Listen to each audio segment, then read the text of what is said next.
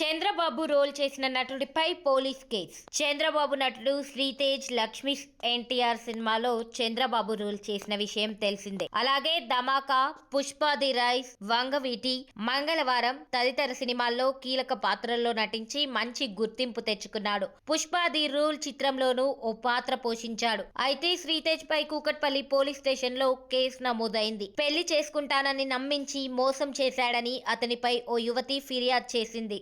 ఆమె ఫిర్యాదు మేరకు పోలీసులు శ్రీతేజ్ పై BNS 69, 115, 318 సెక్షన్ల కింద కేసు నమోదు చేసినట్లు తెలుస్తోంది. పూర్తి వివరాలు తెలియాల్సి ఉంది. అయితే గతంలోనూ శ్రీతేజ్ పై ఇదే PS లో కేసు నమోదైంది. పెళ్లైన మహిళతో వివాహేతర సంబంధం కొనసాగించడంతో ఆమె భర్త గుండెపోటుతో మృతి చెందినట్లు అప్పట్లో వివాదం చెలరేగింది.